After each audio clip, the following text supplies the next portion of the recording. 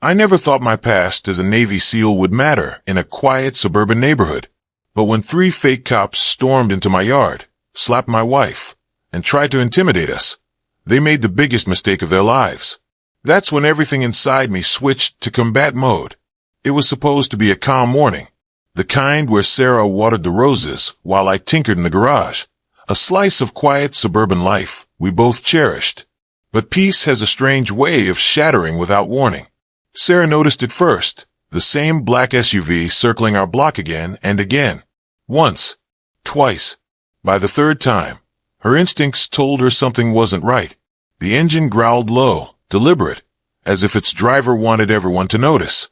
The SUV finally stopped across the street.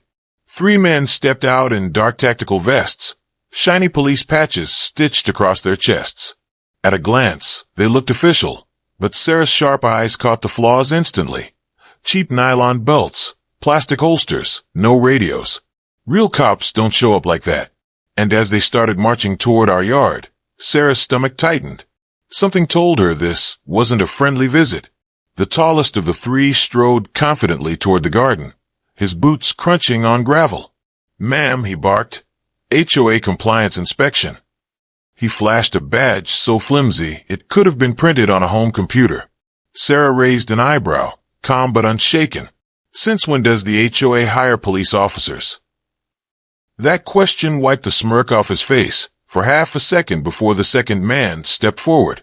"We're not hired, lady," he said with a cocky grin. "We are the law here." Sarah's pulse quickened, but she held her ground. "This is private property. You need to leave." The third one, shorter but meaner looking, shifted his weight forward, hand resting on the baton clipped to his cheap belt. The intimidation was obvious. From across the street, a neighbor peeked out from behind their blinds, sensing trouble. Sarah felt the same. These weren't cops, and whatever they wanted, it wasn't about the HOA. Sarah pulled her phone from her pocket and started recording. "If you're really police," she said steadily, "you won't mind me filming." The shorter man sneered, slapped the phone from her hand, and in the same breath, struck Sarah across the face. Her cry split the morning air. Neighbors gasped from sidewalks and porches, but no one dared step closer. That's when I heard it. I had been in the garage, sorting through old gear, when Sarah's shout ripped through me. Every instinct I had buried, since leaving the service, came roaring back. I rushed out to the yard and saw her clutching her cheek. 3 men squared up like they owned the place. In that instant, something inside me changed. The calm suburban husband disappeared. The Navy SEAL returned. "Touch my wife again," I said, my voice low and razor sharp, "and you won't be walking out of here."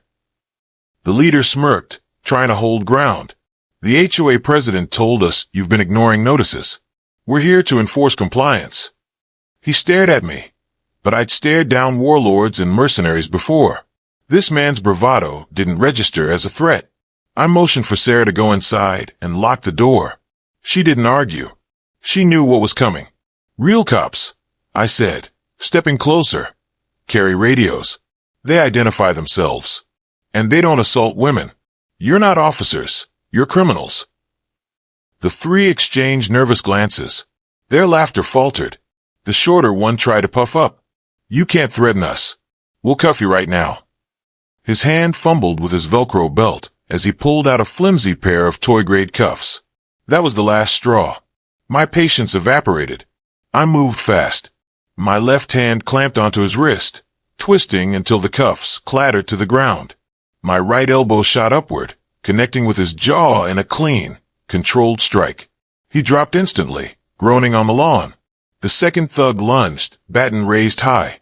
I sidestepped, grabbed his arm mid-swing, and used his momentum to flip him over my shoulder. He landed on the concrete with a sickening thud that silenced the growing crowd of neighbors. The leader froze. His chest heaved, eyes darting between me and his fallen partners. For a moment, he tried to keep the act alive. "You're assaulting officers," he barked. I stepped forward, so close he could feel the heat off me. "No," I said quietly. "I'm stopping 3 criminals from assaulting my wife." "Big difference." Gasps rippled through the neighborhood. Phones recorded from every angle now. The leader's confidence cracked. Sweat beaded his forehead as he stumbled backward. He wasn't a cop. He was a coward in a costume. And I wasn't about to let him escape. The wail of sirens cut through the tension. Sarah's voice rang out from the porch. "I've already called the sheriff. They're on their way." The leader cursed under his breath and bolted toward the SUV. I grabbed the back of his vest, yanked him off balance, and slammed him against the hood. He squirmed, but his lack of training showed. 2 deputies arrived, weapons drawn. "Hands where we can see them," they shouted. I raised mine immediately, stepping back. "Those are the guys. They hit my wife.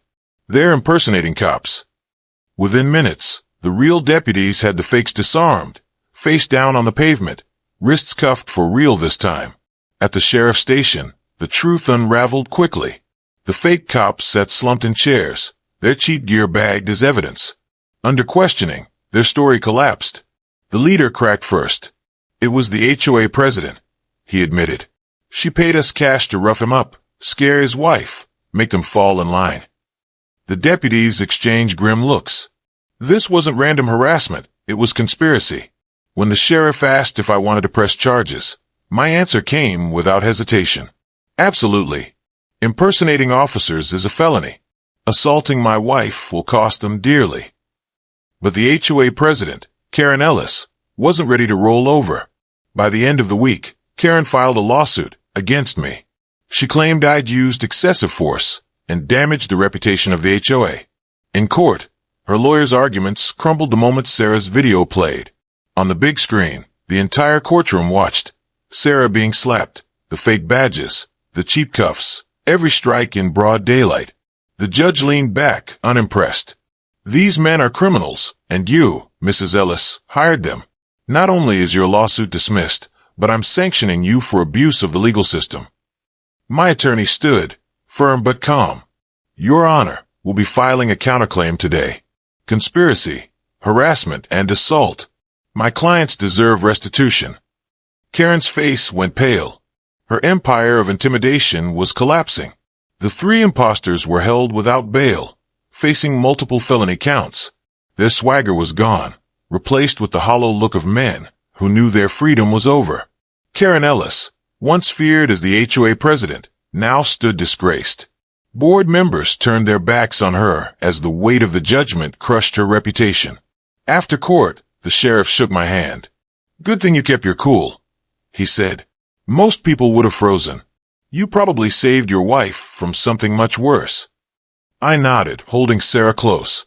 Fear had lost. Courage had won. Karen thought she could control us with fear, with lies, with hired muscle. Instead, she lost everything. What she didn't count on was that discipline, training, and calm don't fade when the uniform comes off. Being a SEAL isn't just about combat. It's about protecting what matters most. If you've ever been underestimated or stood your ground against intimidation, you know exactly how this feels. And if you enjoyed this story of justice served, don't forget to like, share, and subscribe. Because trust me, this isn't the last time someone underestimates the wrong person.